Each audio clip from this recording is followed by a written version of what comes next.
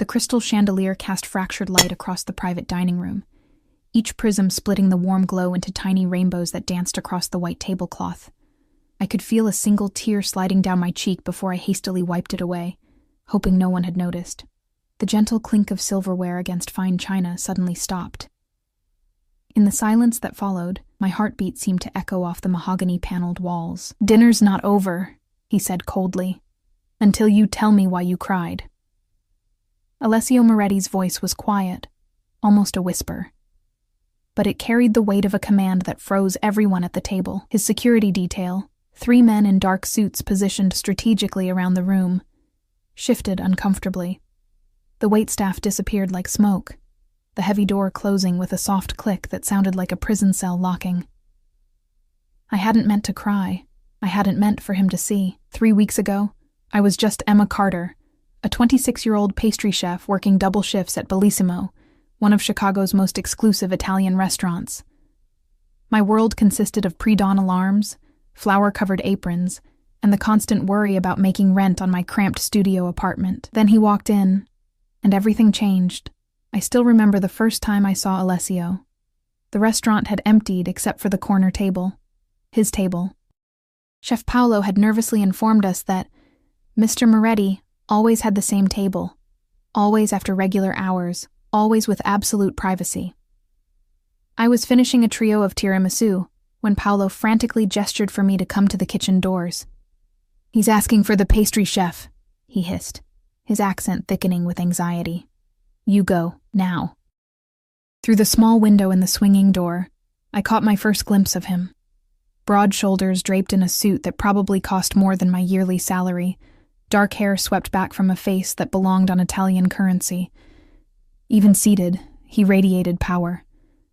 2 bodyguards stood nearby, their eyes constantly scanning the empty restaurant. "I can't," I whispered, suddenly aware of my messy bun, the flour dusting my cheeks, the burn mark on my forearm from an earlier mishap with the oven. "You must," Paolo insisted, already untying my apron. "He owns half this city, including this restaurant. When he asks, we answer." Walking to his table felt like crossing an ocean. My legs trembled beneath me, each step on the plush carpet feeling like quicksand. When I finally reached him, Alessio Moretti looked up, and I felt the air leave my lungs. His eyes were dark, almost black, framed by thick lashes that any woman would envy. A day's worth of stubble shadowed his jaw, giving him a dangerous edge that made my skin tingle with warning. "This tiramisu," he said, his voice a low rumble accented with the remnants of his Italian heritage, "is different from what I usually receive here." I swallowed hard. "I'm sorry if it's not to your liking, sir. I can prepare something else. I didn't say I disliked it." His lips curved into the ghost of a smile. "It reminds me of how my grandmother made it in Florence. Less sugar, more espresso, bold." "Thank you," I managed, unable to look away from his gaze. "You're new." It wasn't a question, but I answered anyway. 6 months, sir." He studied me for a long moment, then nodded toward the chair across from him. "Sit." I hesitated, glancing back at the kitchen where Paolo was frantically gesturing for me to comply. "I don't bite," Alessio said, amusement flickering in his eyes, "unless provoked." That night, I sat across from the most powerful man in Chicago as he asked me questions about pastry, about techniques, about my training. He listened with unsettling intensity, as if my opinions on the proper way to fold laminated dough were somehow vital intelligence. When I finally escaped back to the kitchen, my heart was racing, and I couldn't explain why. The next night, he returned, and the next. Always after closing, always requesting me personally. Within a week, our conversations had expanded beyond pastry to books, art, my childhood in a small Michigan town. He revealed little about himself, but I gathered enough. Orphaned young, raised by his grandmother in Italy, moved to America as a teenager.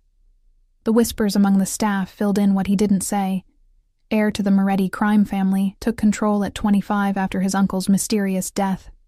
Ruthless in business, lethal to enemies. I told myself I was imagining the way his eyes followed me, the way his fingers occasionally brushed mine when I served him dessert. I convinced myself that the expensive box of French vanilla beans that appeared in the kitchen with my name was simply appreciation for a restaurant employee. Then came the night I accidentally dropped a plate, shattering it at his feet. I knelt immediately to clean it up, apologizing profusely. As I gathered the larger pieces, a shard sliced across my palm, drawing blood. Before I could react, he was kneeling beside me, taking my hand in his much larger one, pressing a pristine handkerchief against the cut. "Careful, Piccola," he murmured, his thumb stroking the inside of my wrist. "Precious things should be handled with care." The next morning, a man in a black suit appeared at my apartment door. "Mr. Moretti requests your presence for dinner," he said, handing me an envelope containing an address and a time, not a request, a summons. I shouldn't have gone. Every instinct told me to run in the opposite direction, but curiosity, or something deeper, pulled me to the address, a sleek high-rise overlooking the lake. The penthouse, of course. Dinner that night was prepared by a private chef in his sprawling apartment with its floor-to-ceiling windows and minimalist Italian furniture. Alessio watched me over candlelight, asking questions, drawing me out, making me laugh despite my nervousness. When his phone buzzed, he checked it with a frown. "Business," he said, standing. "Excuse me for a moment." While he stepped into another room, I wandered to the windows, gazing out at the twinkling lights of Chicago spread below us. The city looked different from up here, smaller, controllable, like a toy set that could be rearranged on a whim. "Beautiful, isn't it?" His voice came from directly behind me, startling me. "Yes," I managed, acutely aware of his proximity, the heat of his body just inches from mine. "I could give it all to you," he said softly, his breath warm against my ear. "Anything you want, Emma. You need only ask." I turned to face him, finding myself trapped between the cold glass and his warm body. "Why me?" I whispered. "I'm nobody." His smile was predatory, possessive. "You're not nobody. You just don't know it yet." That night marked the beginning. Expensive gifts appeared daily. Jewelry, designer clothes, a key to a new apartment in his building. When I protested, tried to return them, his expression darkened. "It pleases me to give you these things," he said, voice tight with controlled anger. "Do not deny me that pleasure." Gradually, I found my life being absorbed into his. My shifts at the restaurant were reduced, then eliminated. "You're too talented to work for others," he insisted. My friends' calls went unanswered as I spent more time in his world. Charity galas, exclusive restaurants, weekends at his lake house. When I mentioned visiting my parents, his jaw tightened. "Not now," he said. "It's not safe." "Not safe?" "They're my parents, Alessio. There are people who would use anyone I care about against me," he explained, cupping my face in his hands. "Until I'm certain they're protected, you stay where I can see you." I should have been frightened, should have seen the red flags. Instead, I was intrigued, flattered by his attention, seduced by his intensity, the way his eyes darkened when another man spoke to me, the possessive hand he kept on the small of my back, the expensive security detail that appeared when he couldn't be with me personally. All of it made me feel valued in a way I'd never experienced. That was before I learned the truth. Now, sitting in the private dining room of the city's most exclusive restaurant, I felt the weight of his stare as he waited for my answer. The tear had been involuntary, triggered by a text message I'd received under the table. A warning from the only friend who still tried to reach me. "Emma, you need to know who he really is. What he did to Michael. Please meet me. I can prove it, Michael." My ex-boyfriend who'd disappeared 3 months ago, shortly before I met Alessio. The police called it a missing persons case gone cold. I'd always assumed he'd simply left town after our breakup. "I asked you a question, Emma." Alessio's voice cut through my thoughts, sharper now. His handsome face was composed, but I knew him well enough to see the tension in his jaw, the dangerous glint in his eyes. "It's nothing," I lied, forcing a smile. "I just remembered something sad from a book I was reading." His expression didn't change, but his fingers tightened around the stem of his wineglass until I feared it might snap. With deliberate care, he set it down and nodded to his security team. "Leave us." The men exited without hesitation, leaving us alone in the cavernous dining room. Alessio rose from his chair with fluid grace, moving around the table until he stood beside me, With gentle fingers that belied the steel in his voice, he tilted my chin up, forcing me to meet his gaze. 6 weeks I have known you, Emma, he said softly. In that time, I have given you everything. My time, my protection, my trust. The one thing I cannot abide is lies. His phone appeared in his other hand, the screen illuminated with a text. My text, the one from my friend. My blood turned to ice. Your phone, I whispered. How did you... Everything that is yours is mine to protect, he said simply, including your communications. You've been monitoring my phone? I pulled away from his touch, anger momentarily overcoming fear. That's invasion of privacy, Alessio. You can't just... I can do whatever is necessary to keep what's mine safe. His voice remained calm, reasonable, as if explaining something to a child. Now, tell me about Michael. The name on his lips sent a shiver down my spine. He was my boyfriend. We broke up 3 months ago.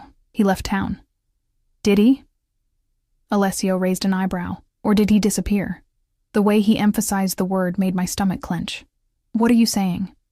He sighed, returning to his seat and gesturing for me to remain in mine. I had hoped to wait before having this conversation, but it seems your friend has forced my hand. What conversation? About who I am, Emma. About who you're with. I swallowed hard, my mouth suddenly dry. I know who you are.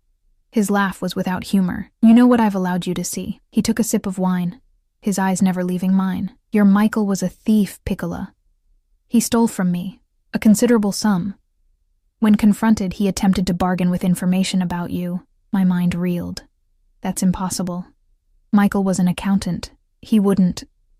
For the Berlucci family, Alessio cut in. My rivals.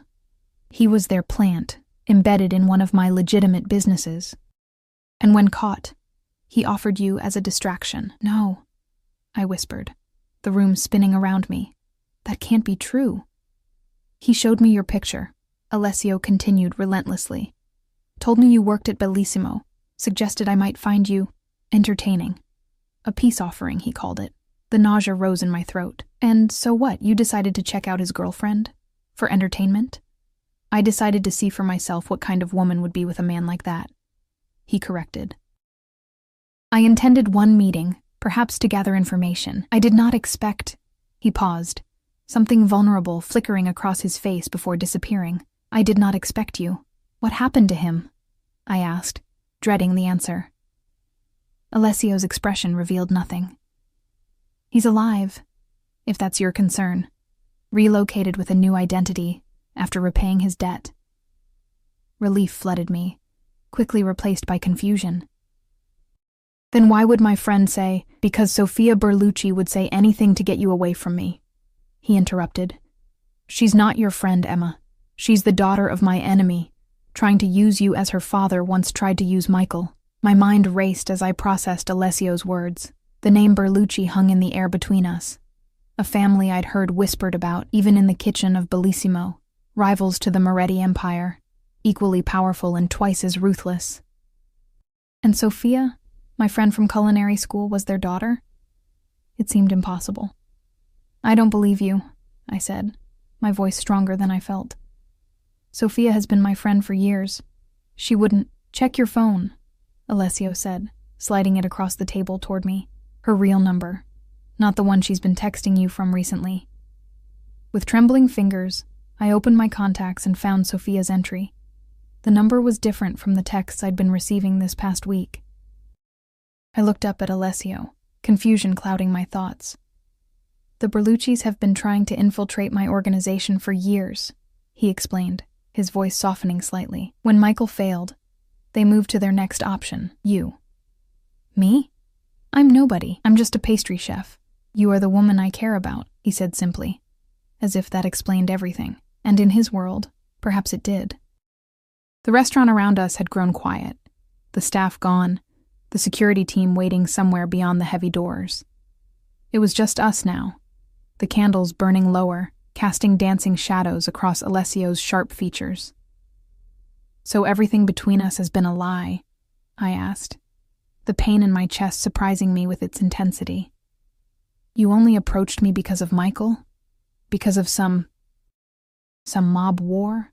Alessio's expression darkened, and he leaned forward, his presence suddenly filling the room like a gathering storm. "Do not insult what is between us," he said, each word precise and dangerous. "Yes, I approached you because of circumstances, but everything since, every moment, every touch, every gift, that was my choice. Because I wanted you. Because something in you calls to something in me." He stood suddenly, moving to my side of the table and pulling my chair out. Taking my hand, he guided me to my feet until we stood inches apart, his dark eyes boring into mine. "Come with me," he said. Not a request, but not quite a command either. "There is something you need to see." Outside the restaurant, his sleek black Bentley waited, the driver opening doors as soon as we appeared. Alessio kept his hand on the small of my back, guiding me with the possessive touch I'd grown accustomed to. Once inside the car's plush interior, he drew me against his side, his arm heavy across my shoulders. "Where are we going?" I asked, watching the glittering Chicago skyline slide past the tinted windows. "To see the truth," he answered cryptically, his attention divided between me and the series of texts appearing on his phone. He fired off rapid responses, his fingers moving with practiced efficiency before he tucked the phone away and returned his full attention to me. "You deserve to know exactly who and what I am before you decide."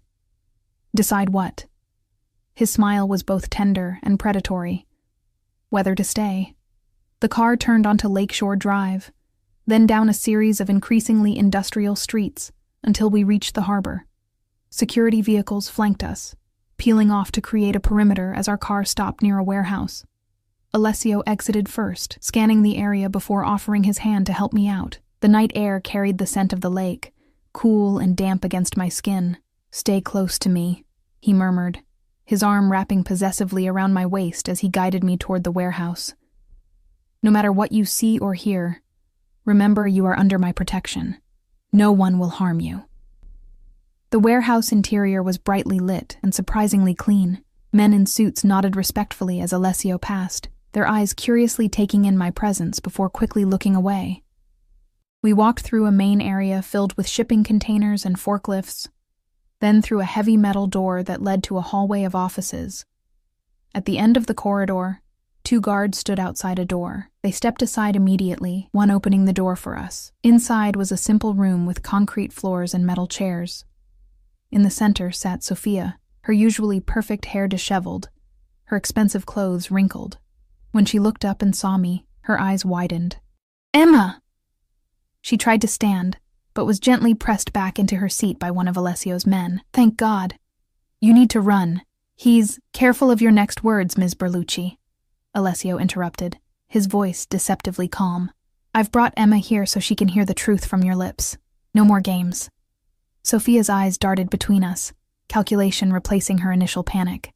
"Emma, whatever he's told you—" "The truth, Sophia," I cut in, surprised by my own steadiness. "Were you really my friend all these years? Or was I just positioned? Like Michael?" Something flickered across her face. Guilt, perhaps.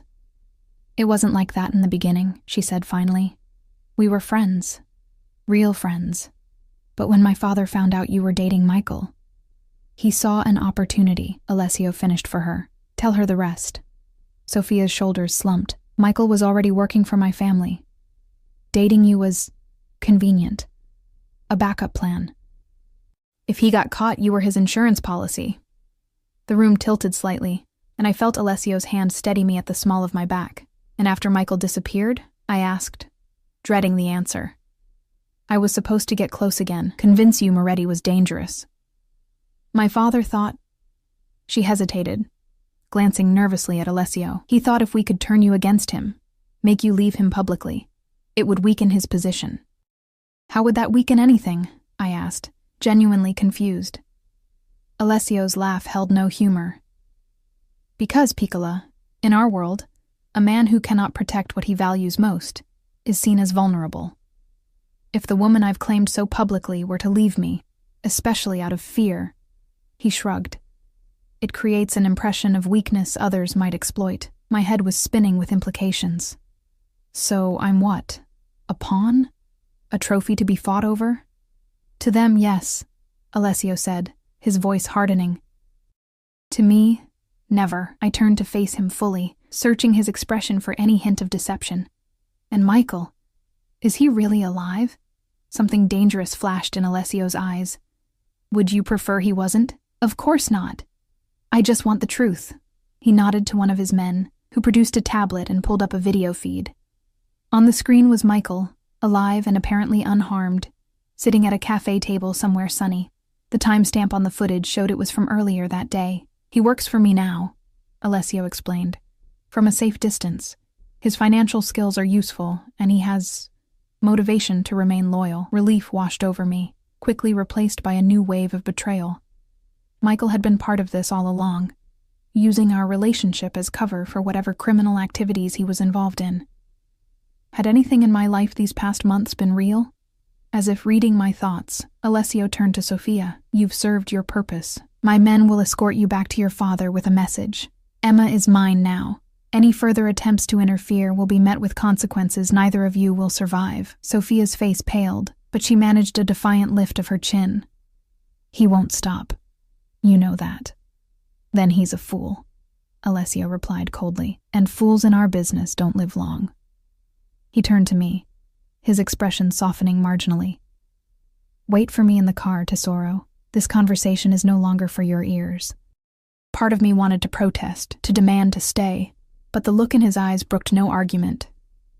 I allowed one of his security men to escort me back to the waiting Bentley, my mind reeling with everything I'd learned. Inside the car, I watched the warehouse through the tinted windows, half expecting to hear gunshots or screams. Instead, 10 minutes later, Alessio emerged alone, his face composed as he walked unhurriedly to the car. When he slid in beside me, I caught the scent of his cologne mingled with something metallic. Is she?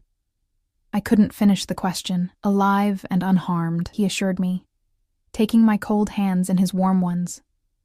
Despite what you may think of me, Emma, I don't kill women, especially not ones who might still serve a purpose. What purpose? Her father will be more careful now that he knows I have proof of his scheme. It buys us time. The car pulled away from the harbor, melting back into the Chicago traffic. Alessio kept hold of my hand, his thumb tracing circles on my palm in a gesture that should have been soothing, but only heightened my awareness of how dangerous the man beside me truly was. Take me home, I said quietly, staring out at the city lights.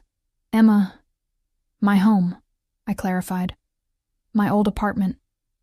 I need time to think. His jaw tightened, a muscle working beneath the skin. It's not safe. It was safe enough 3 weeks ago, I countered. That was before Berlucci knew you were important to me. Alessio shifted in the seat to face me fully, his dark eyes intense in the dim light of the car. I understand you need space to process everything, but I will not compromise your safety, not even for your comfort. Before I could argue, he pressed a button on the car's console. Take us to the penthouse, he instructed the driver, then turned back to me. You can have the guest wing to yourself. I won't intrude, but you will stay where I can ensure your protection. The quiet authority in his voice should have angered me. Who was he to decide where I could go? But exhaustion and emotional overload were taking their toll.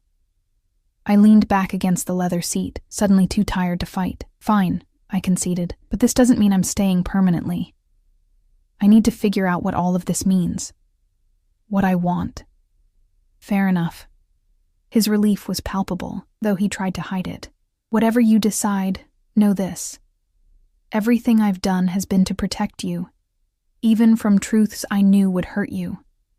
We rode the rest of the way in silence, the city lights blurring through my tears. By the time we reached his building, I had composed myself, determined to maintain whatever dignity I had left.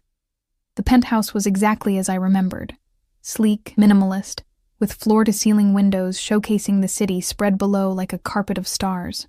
Alessio instructed his staff to prepare the guest wing, then turned to me. Are you hungry?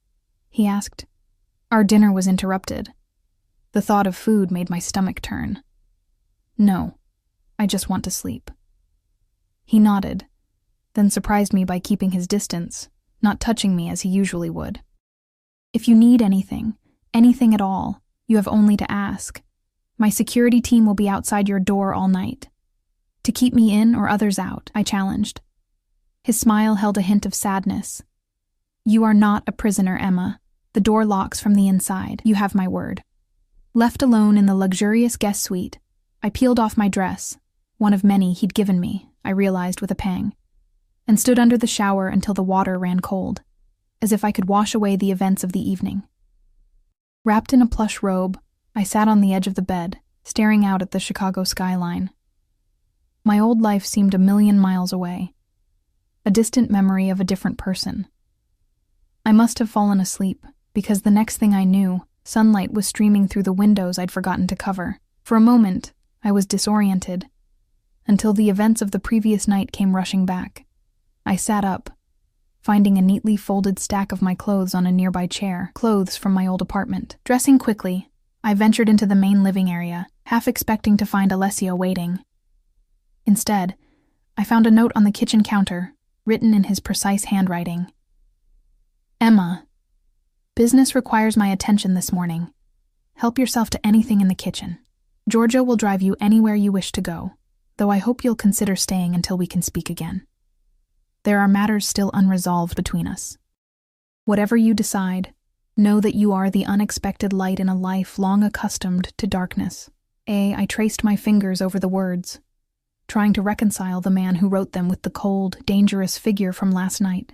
The man who had threatened Sophia with such casual menace, who had somehow coerced or blackmailed Michael into working for him, who had men stationed outside my door while I slept.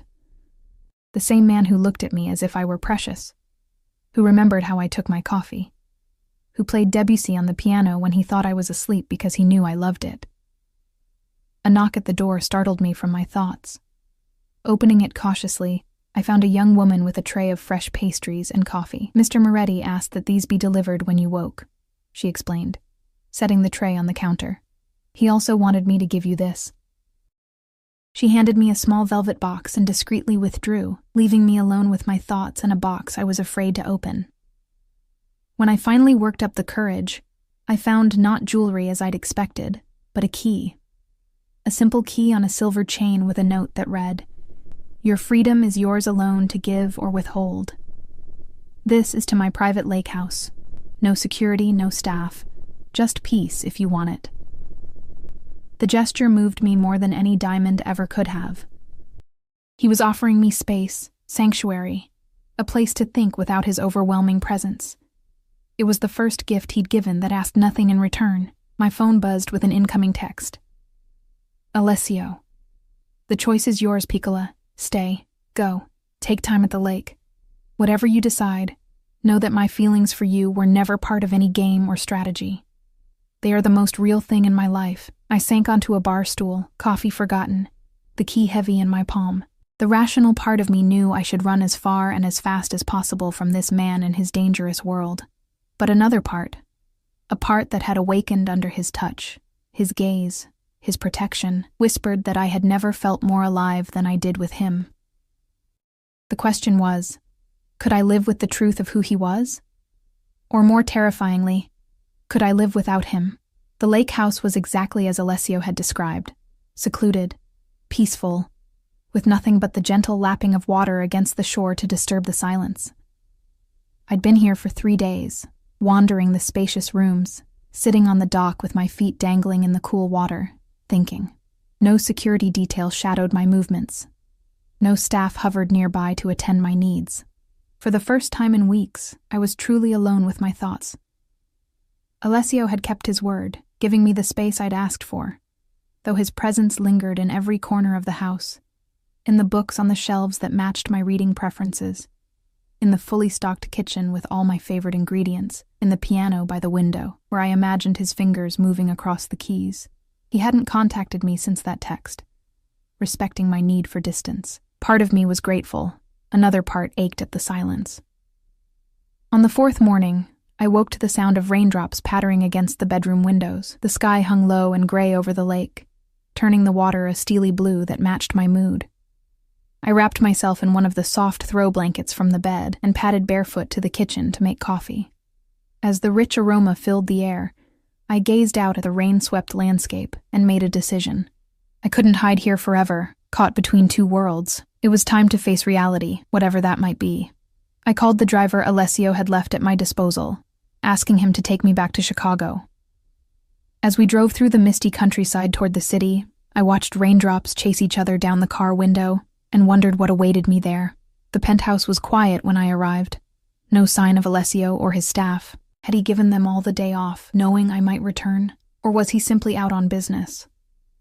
I set my overnight bag down and moved through the familiar space, noticing small changes, fresh flowers in the vases, a new painting on the wall, a stack of cookbooks on the kitchen island that hadn't been there before. I was standing by the windows, watching storm clouds gather over the city, when I heard the elevator doors slide open.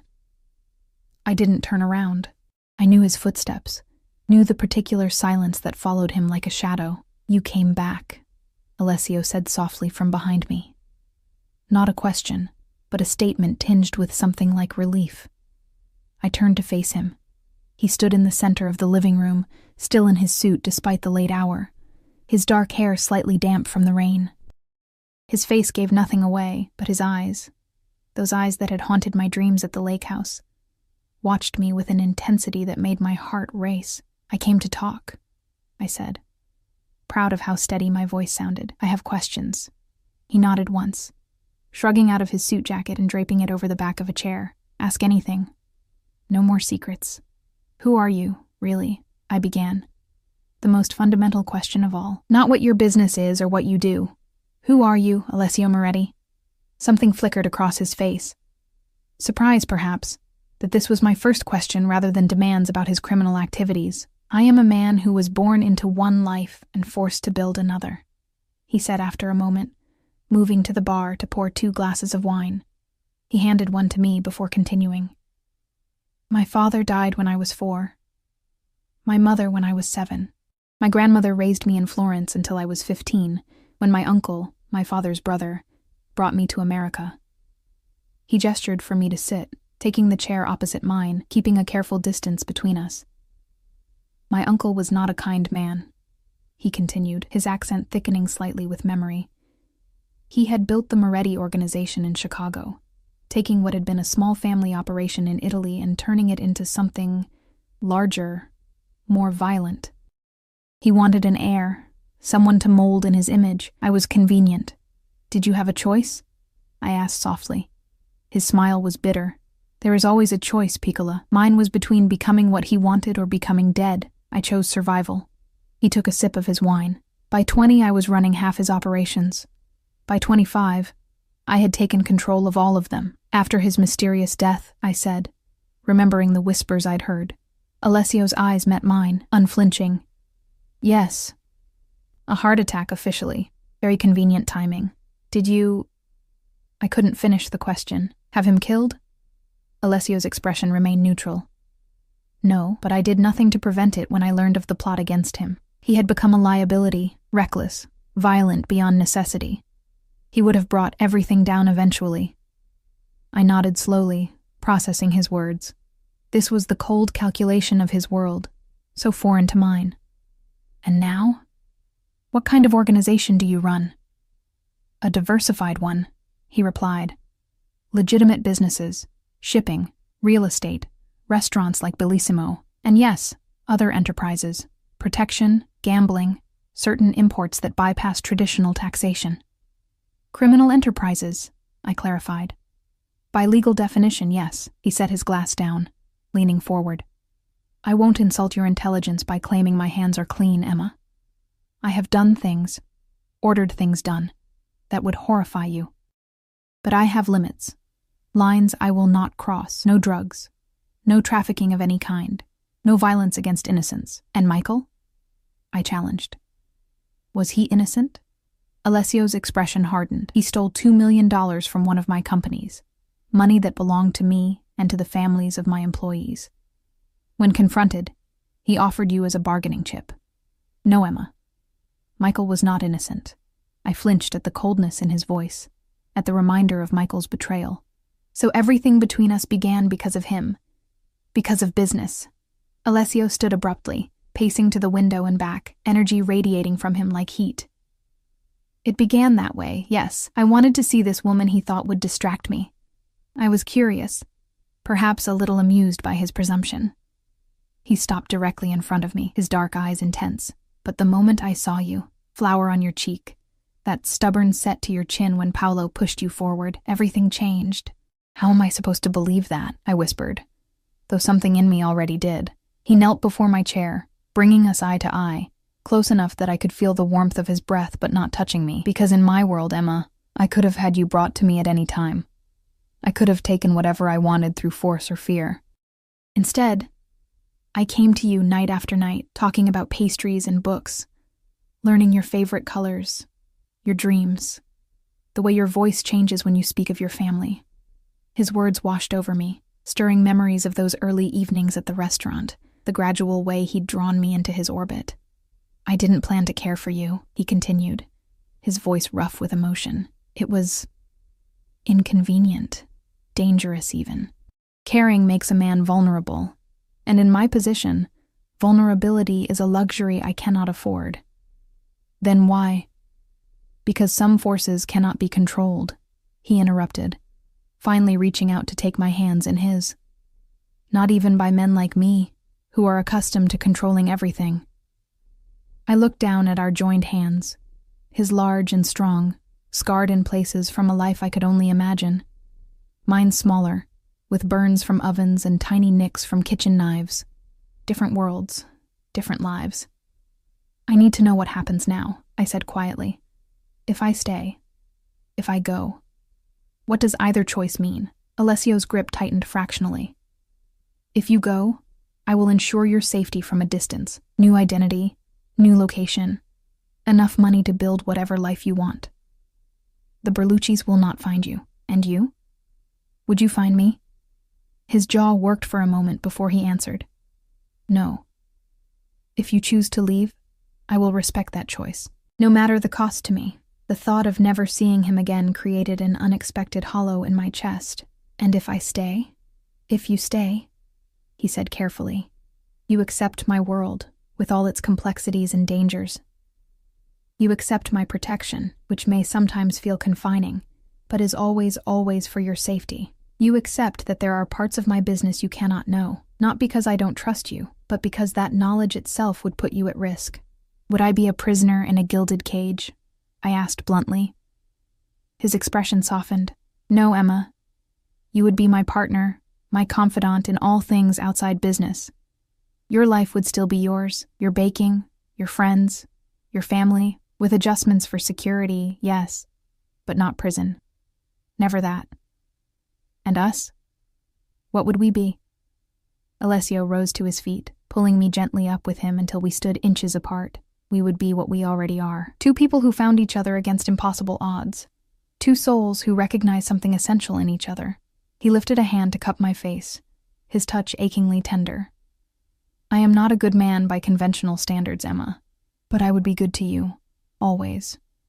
You would want for nothing, not safety, not freedom within reason, and certainly not love. The word hung in the air between us, a declaration he had never made before. I searched his face, looking for any hint of manipulation or deception, but found only raw vulnerability. Perhaps the first time he'd shown it to me completely. I need time, I said finally. Not away this time, but here, with you, to see what this life really means day to day, to make an informed choice. Relief washed over his features. Then time you shall have. Stay here. See how we fit together in this life. If at any point you decide it's not what you want, you need only say the word, and you'd let me go, just like that? His smile held sadness. Not just like that, Piccola. It would break something in me, but yes, I would let you go. The weeks that followed settled into a strange new normal. Alessio included me in the legitimate parts of his life. Dinners with business associates, charity events, meetings with his restaurant managers. He kept his promise about the other parts, disappearing for hours sometimes, but never discussing where he'd been or what he'd done. I found myself rebuilding my own life within the framework of his. I began creating desserts again, testing recipes in his state-of-the-art kitchen. When I mentioned missing the creative work, he arranged for me to consult on the menus at his restaurants, giving me purpose beyond being Alessio Moretti's woman, as I'd heard myself described at events. Security remained a constant presence, but I grew accustomed to the men who shadowed me when I ventured out alone, to the careful sweeps of rooms before I entered, to the protocols that governed our movements. There were moments of frustration, certainly, times when I wanted the spontaneity of my old life, when the weight of always being watched felt suffocating. But there were other moments, too. Mornings waking to Alessio's sleeping form beside me, his face relaxed and younger in repose. Evenings when he would read aloud to me in Italian, his voice wrapping around the beautiful words like silk. The night he took me to the rooftop garden he'd had installed because I'd once mentioned missing growing herbs like I had on my old apartment's fire escape. Through it all, he never pressed me for a final decision. Never tried to influence my choice beyond being himself. Complex, controlled, capable of both terrifying coldness and breathtaking tenderness. Then came the night that changed everything. I was at one of Alessio's restaurants downtown, overseeing the implementation of a new dessert menu. It was late, past closing, and I was alone in the kitchen with just 2 security men waiting discreetly by the exit. Alessio was due to pick me up at 11, after a meeting he'd been vague about. As I boxed up the last of the sample desserts, I heard a commotion from the dining room, raised voices, something heavy falling. Before I could react, the kitchen door burst open, and 3 men I didn't recognize stormed in, guns drawn. "Don't move," the leader barked, his face twisted with contempt. "Moretti's little baker, right? You're coming with us." My security detail was nowhere to be seen. Neutralized, I realized with horror. As the men approached, I backed away until I hit the counter, my hand closing around the first thing I could reach, a heavy rolling pin. "Mr. Berlucci sends his regards," one of them sneered, reaching for my arm. In that moment, survival instinct took over. I swung the rolling pin with all my strength, catching the nearest attacker on the temple. He staggered back, cursing, as the other 2 lunged for me. I fought wildly, knocking over trays and equipment, creating chaos in the tight space of the kitchen. A gunshot cracked the air, and I felt a searing pain across my upper arm. Warm blood soaked through my sleeve as I stumbled backward, cornered now between the industrial ovens with nowhere left to run. The leader raised his gun, aiming directly at me. "Mr. Berlucci wanted you alive, but dead will work too. A message is a message." I closed my eyes, bracing for the impact that never came. Instead, the kitchen door crashed open again, and all hell broke loose.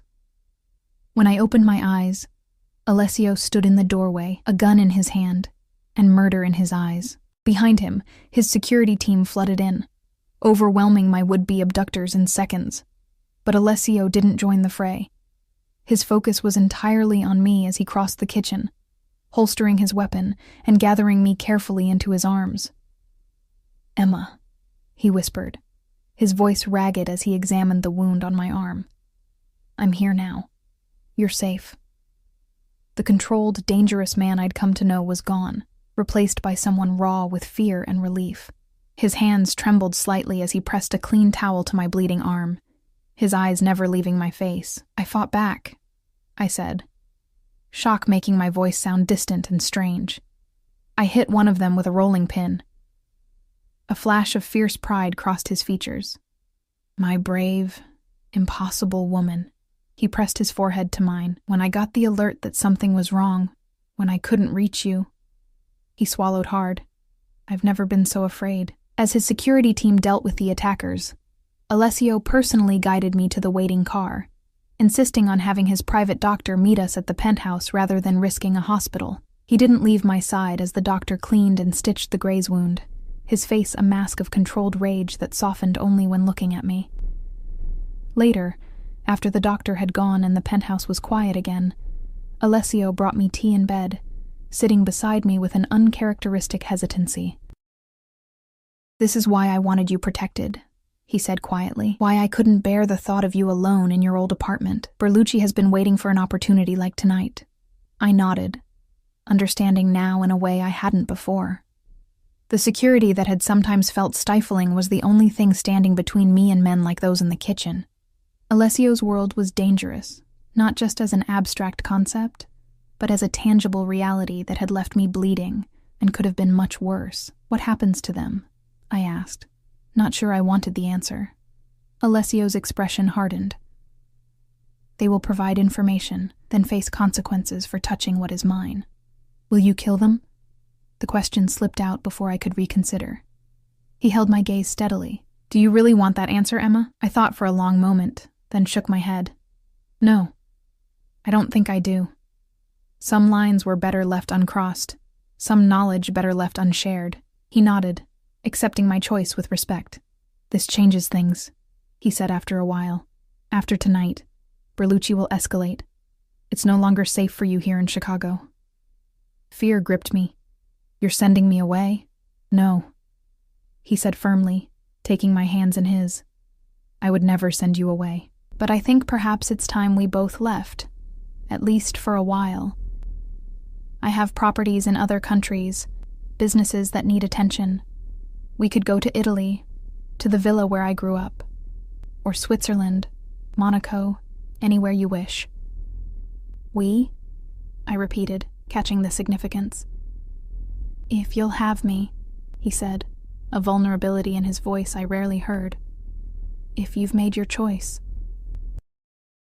Looking at him in that moment, the dangerous man who had rushed into a firefight for me, who now sat offering me the world with uncertainty in his eyes, I realized my choice had been made long before tonight, perhaps from the first moment he'd asked me about tiramisu, and my hands had trembled under his gaze. Yes, I said simply. I choose you, Alessio. Your world, your life, the dangers and the beauty of it. All of it. The tension drained from his shoulders, and he gathered me carefully into his arms, mindful of my injury. You are the bravest person I've ever known, he murmured against my hair, to walk into this life with open eyes, knowing what it is. Not brave, I corrected. Just unable to imagine a life without you in it anymore. He drew back slightly, his dark eyes searching mine. I love you, Emma. Beyond reason, beyond safety, beyond the good sense that has kept me alive all these years. Whatever comes, whatever we face, know that this, what I feel for you, is the truest thing in my life. In that moment, with Chicago glittering beyond the windows and the echo of danger still fresh in my mind, I knew I'd crossed a threshold. There would be no returning to the person I was before. The pastry chef who worried about rent and flour deliveries, who lived in a world where the greatest danger was a burned hand from a hot oven. But as Alessio's arms tightened around me, as his heartbeat steadied beneath my ear, I found I didn't want to go back. This complex, dangerous, beautiful life with him was where I belonged now. Whatever came next, we would face it together. 3 months later, the Italian countryside stretched before us in endless waves of green and gold, vineyards climbing the gentle slopes of hills crowned with cypress trees. The Moretti family villa sat nestled among them, a sprawling stone structure that had stood for centuries, weathering wars and politics and the changing tides of fortune. I stood on the terrace, breathing in the scent of lavender and rosemary from the gardens below, watching the setting sun paint the landscape in hues of amber and rose. My arm had healed, leaving only a thin silver scar to remind me of that night in Chicago, the night that had changed everything. €1 for your thoughts, Alessio's voice came from behind me, followed by the warmth of his body as he wrapped his arms around my waist, pulling me back against his chest. Just thinking how different my life is now, I replied, leaning into his embrace. 3 months ago, I was in a kitchen in Chicago. Now I'm in a villa in Tuscany with a man who has business meetings with people whose names I'm not allowed to know. His chuckle vibrated against my back. Not all of my meetings are so mysterious. This morning was simply with the vineyard manager. Very legitimate, I assure you. I turned in his arms to face him, taking in the sight that still made my heart race. Alessio in casual linen pants and a simple button-down shirt, more relaxed than I'd ever seen him in Chicago. Here in Italy, away from the immediate pressures of his American operations, he seemed younger, less burdened. The dangerous edge was still there. It was part of him, ingrained in the vigilant way he scanned rooms, the careful way he planned our movements, but it was tempered by something like peace. The staff says dinner is ready, he said, brushing a strand of hair from my face. I've asked them to serve it in the garden pavilion tonight. Hand in hand, We walked down the stone steps to the garden level, where a secluded pavilion stood surrounded by olive trees. The table was set with fine china and crystal, candles flickering in the gentle evening breeze. A bottle of wine, from Alessio's own vineyard, was already open and breathing. As we settled into our chairs, the villa's chef personally served the first course, a delicate mushroom risotto that made me close my eyes in pleasure at the first taste. "I've been thinking," Alessio said, watching me with a smile, "about your talents going to waste." I raised an eyebrow. "I've been experimenting in the kitchen almost every day. For us, yes. But you were meant for more than private baking. There's a small pasticceria in the village that's been struggling since old Signor Bianchi retired. His daughter has tried to keep it going, but..." He shrugged. "She lacks your gift. And you just happen to know this because..." His smile was unapologetic. "Because I own the building. Most of the village, actually. Family investments from generations back." I shook my head, still adjusting to the scope of Alessio's holdings, legitimate and otherwise. "So what are you suggesting? That I take over some poor woman's struggling business? I'm suggesting a partnership, investment, mentorship, whatever you wish to call it." He reached across the table for my hand. "You've given up so much to be with me, Emma. Your career, your independence. I don't want you to look back one day and resent those sacrifices." The gesture touched me deeply. Since leaving Chicago, I'd thrown myself into learning Italian cooking from the villa's chef, exploring the local markets, creating new recipes in the massive kitchen. But I'd missed the purpose and pride that came with professional work. "Would it be safe?" I asked, the question that now underscored every decision in our lives. "The situation with Berlucci has been resolved," Alessio said carefully. We both knew what that meant. 2 weeks after our arrival in Italy, news had reached us of Vincent Berlucci's arrest on federal charges, evidence provided by an anonymous source. With him awaiting trial and his organization in disarray, the immediate threat had diminished. Besides, here in the village, everyone has known my family for generations. They are loyal, and they are watchful. I considered his offer, imagining a small shop with my creations in the window, becoming part of this ancient community that had embraced me as Signora Moretti, despite the lack of any formal title. The idea was appealing, a piece of normalcy in our decidedly abnormal life. "I'd like that," I said finally. "Thank you for understanding what I need." His expression softened with tenderness. "I may not always get it right, Piccola, but I will always try to understand you." As we finished our meal, Alessio grew quieter, more contemplative. By the time dessert was served, a traditional panna cotta that the chef had prepared under my direction, he seemed almost nervous, an emotion I'd rarely seen in him. "Is everything okay?" I asked, setting down my spoon. He cleared his throat, reaching into his pocket. "There is something I've been wanting to ask you. Something I've thought about since that night in Chicago when I almost lost you." My heart skipped as he withdrew a small velvet box and set it on the table between us. "I am not a traditional man," he began, his voice lower than usual. "And ours has never been a traditional relationship. But some traditions have value." He opened the box, revealing a ring that caught the candlelight and scattered it in prisms across the table, an oval diamond surrounded by smaller stones, set in platinum. This was my grandmother's, the only piece of my family history I've ever truly cherished. He stood and came around to my side of the table, kneeling beside my chair in a gesture so unexpected from this proud, powerful man that tears sprang to my eyes. "Emma Carter," he said, taking my hand in his.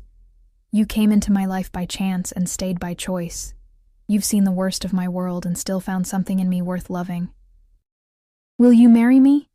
Become my wife in name as you already are in my heart?" For a moment, I couldn't speak past the emotion tightening my throat. This man who commanded an empire, who struck fear in his enemies, was looking up at me with vulnerability in his dark eyes, awaiting my answer as if his life depended on it. "Yes," I whispered. Then louder, "Yes, Alessio." Relief and joy transformed his face as he slid the ring onto my finger, then rose to pull me into his arms. His kiss was tender at first, then deepened with passion and promise. his hands framing my face as if I were something infinitely precious. "I will spend my life making sure you never regret this choice," he murmured against my lips. Later that night, as we lay tangled together in the massive four-poster bed that had belonged to Moretti men for generations, I traced patterns on Alessio's bare chest, thinking about the journey that had brought us here. "Tell me something real," I said softly, an echo of a game we'd started in Chicago, a way to share truths that mattered. "Something you've never told anyone." He was quiet for so long, I thought he might have fallen asleep. Then, his voice came low in the darkness. "I'm afraid of becoming my uncle." I propped myself up on an elbow to see his face, shadowed in the moonlight streaming through the windows. "What do you mean?" "He wasn't always a monster," Alessio said, his eyes fixed on the ceiling. "My father used to tell stories of their childhood, of my uncle's kindness, his sense of justice. But power changed him. Year by year, decision by decision, he grew harder, colder, until there was nothing left of the boy my father had loved." I laid my palm against his chest, feeling his heartbeat strong and steady beneath my touch. "You're not him, Alessio. I've done things, Emma, ordered things done, necessary things to protect what's mine. But still..." He covered my hand with his own. "Sometimes I look in the mirror and see him looking back at me. The difference is that you're afraid of becoming him," I said quietly. "That fear, that awareness, is what will keep you from following his path." He turned to face me, his expression open in a way it rarely was. "You keep me human, Piccola. Before you, I was becoming exactly what my world demanded. Calculating, ruthless, isolated. You remind me there's more to life than power and control." I leaned down to kiss him softly. "Then I'll keep reminding you. Every day." A distant sound caught his attention, a car on the gravel driveway. In an instant, the vulnerability was gone, replaced by alertness as he sat up, reaching for his phone. "Are we expecting someone?" I asked, already knowing the answer. In our world, unexpected visitors were never welcome. No, he was out of bed in one fluid movement, pulling on pants and retrieving a gun from the bedside drawer. "Stay here. Lock the door behind me." "Alessio." "Please, Emma." His voice was taut with tension. "Just once. Don't argue." I nodded, following him to the door and securing it after he left. Through the window, I could see the glow of headlights in the courtyard below. Then the flash of security lights as Alessio's men mobilized with practiced efficiency. Minutes stretched like hours as I waited, wrapped in a silk robe, straining to hear any sound that might indicate what was happening. When a gentle knock finally came, I approached cautiously. "Emma, it's me." Alessio's voice, calm and controlled. "Everything is fine." I unlocked the door to find him looking more puzzled than alarmed. "What happened? Who was it?"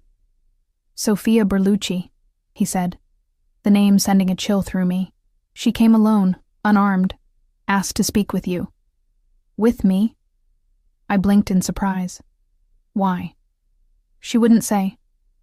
Only that it was important and concerned both of us." He studied my face. "You don't have to see her. I can send her away." I considered our options. Sofia had been my friend once, before I knew the truth about her family, about Michael, about the web of deception that had surrounded my life. "No," I decided. "I want to hear what she has to say." Alessio nodded, respecting my choice, though concern lingered in his eyes. "She's in the library.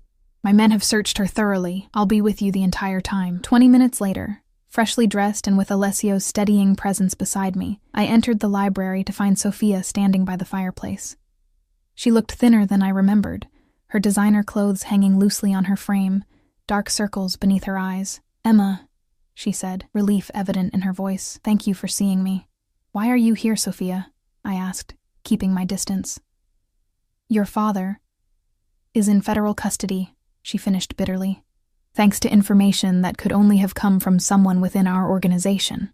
Her gaze shifted to Alessio, who remained impassive. "You still haven't answered my question," I pressed. She sighed, dropping the pretense of composure. "I came to warn you.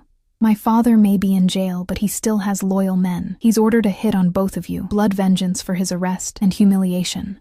Alessio's expression didn't change, but I felt him tense beside me. "Why would you betray your family to warn us?" he asked, skepticism evident in his tone. Sophia looked directly at me. Because despite everything, you were my friend, Emma. Real friend. The things my father asked me to do, using you, manipulating you, I've never forgiven myself. And I'm supposed to believe this sudden attack of conscience? Alessio's voice held dangerous skepticism. Believe what you want, Sophia shot back. But my father destroyed our family with his obsession to take you down. My brother is dead because of it. My mother has fled to relatives in Sicily.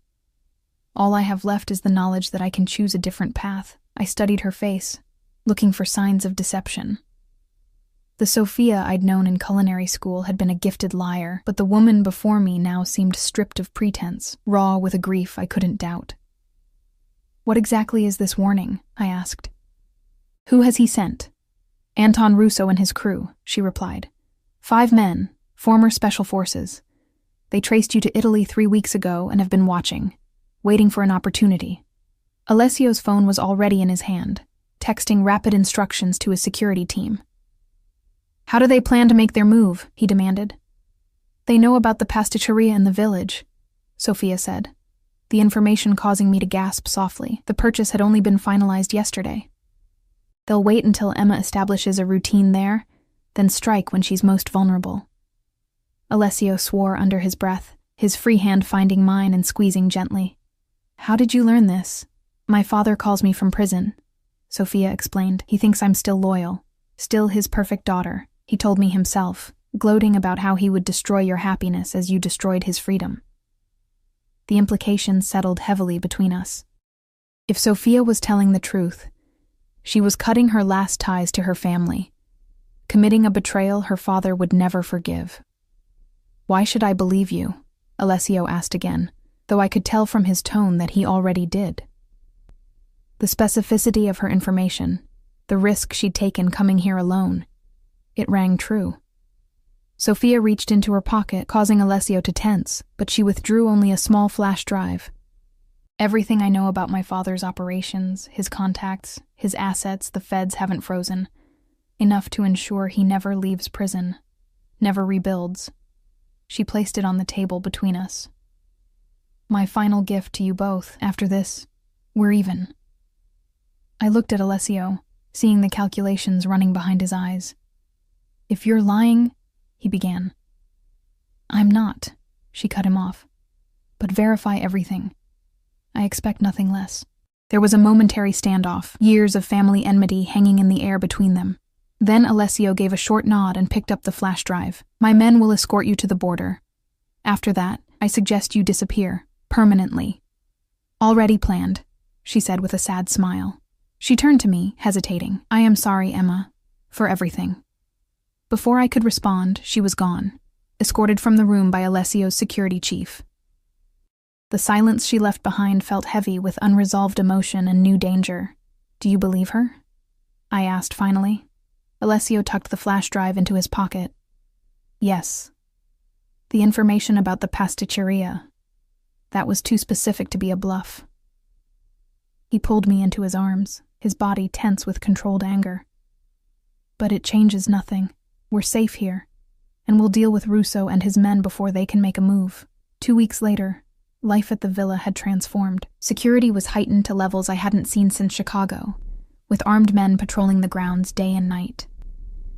The pasticceria purchase was quietly canceled, with Alessio arranging for the struggling business to receive anonymous funding instead. We ventured out only with heavy protection, and never to the same places or on any predictable schedule. Through it all, Alessio was my anchor, protective without being suffocating, honest about the danger without letting fear rule our lives. At night, he held me close, sometimes waking from nightmares I could only imagine, his body tense as if ready for battle even in sleep. Then, as suddenly as it had begun, it was over. I came downstairs one morning to find Alessio in his study, speaking in rapid Italian to his security chief. When he saw me, he dismissed the man with a nod. It's done, he said simply, crossing the room to take my hands in his. Russo and his crew have been neutralized. Berlucci's assets are frozen or seized thanks to the information Sophia provided. The threat is over, Piccola. I didn't ask for details. Some boundaries between his world and mine remained, lines I chose not to cross. Instead, I focused on the relief in his eyes, the slight easing of the tension that had been his constant companion. "What happens now?" I asked. His smile was like the sun breaking through clouds. "Now we live, Emma. We plan our wedding. We open your pasticceria, yes, the same one, if you still want it. We build our life here, together. And the rest of it? Your business in Chicago, in New York?" The criminal empire he'd inherited and transformed remained an unspoken presence between us. "I have capable lieutenants," he said thoughtfully. "Men who can handle day-to-day operations while I restructure. Focus more on our legitimate interests. Build something I won't be ashamed for our children to inherit someday." The mention of children, a future I'd barely allowed myself to imagine, brought tears to my eyes. "You would do that? Change your entire life?" He cupped my face in his hands, his dark eyes intense with certainty. "For you, for us, for the family we'll build together, yes. I've lived in the shadows long enough, Emma. You've shown me there can be light, even for a man like me." 6 months later, we stood in the garden of the villa, surrounded by a small gathering of Alessio's most trusted associates, and the few friends from my old life who had accepted the invitation. My parents sat in the front row, still somewhat dazed by their daughter's transformation from struggling pastry chef to the wife of an international businessman. They didn't know the full truth about Alessio, and never would. But they had grown to care for him during their visits, won over by his evident devotion to me.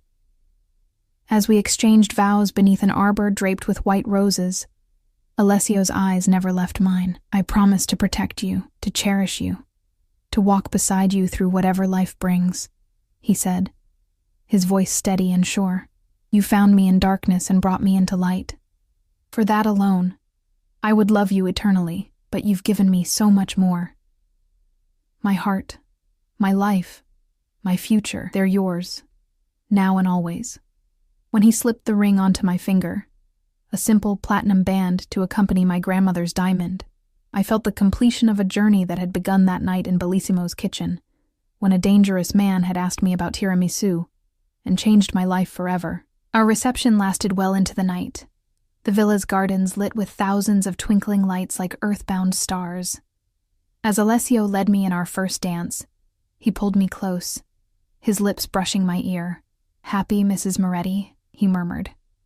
I smiled up at the complex, dangerous, tender man who had become my husband, more than I ever thought possible. Later, as we stood on the terrace watching our guests depart, Alessio wrapped his arms around me from behind, his chin resting on my shoulder. "I have one more surprise for you," he said, pressing a set of keys into my palm. "A wedding gift." I looked down at the keys, then back at him questioningly. "The pasticceria," he explained. "It's yours now. Completely yours. The business, the building, in your name only. Your kingdom to rule as you see fit." Alessio. I was speechless, touched beyond words by the significance of his gift. In his world, giving up control of anything was nearly unthinkable. "I want you to have something that's entirely your own," he said quietly. "Something no one, not even me, can take from you. Your talent deserves to be shared with the world." I turned in his arms, wrapping mine around his neck. "Thank you," I whispered, meaning it for far more than just the gift. "For seeing me, for valuing me, for loving me enough to change. There's one more thing," he added, a hint of mischief in his eyes. "The apartment above the shop. I thought perhaps we might use it sometimes. A place just for us, away from security and staff, and the weight of the Moretti name." I raised an eyebrow. The fearsome Alessio Moretti, voluntarily giving up his protection? He laughed, the sound still rare enough to delight me. "Not entirely. The building has excellent security systems. But yes, occasionally I think we both need to remember what it's like to be simply Emma and Alessio. Not an empire, not a legacy, just us." As the moon rose over the Tuscan hills, casting silver light across the ancient stones of our home, I leaned into my husband's embrace, marveling at the journey that had brought me here. From a tearful moment at a dinner table to a life I could never have imagined. All because a dangerous man had once demanded to know why I cried. "I love you," I said simply, the words carrying the weight of everything we'd overcome. Alessio's arms tightened around me, his response a whisper against my hair. "And you, Piccola, until the end of everything." In that moment, with the night wrapped around us like a velvet cloak, I knew with absolute certainty that I had found where I belonged. Not in the safe, ordinary world I'd left behind, but here, in the arms of a complicated man, in a life that would never be simple but would always be extraordinary. Always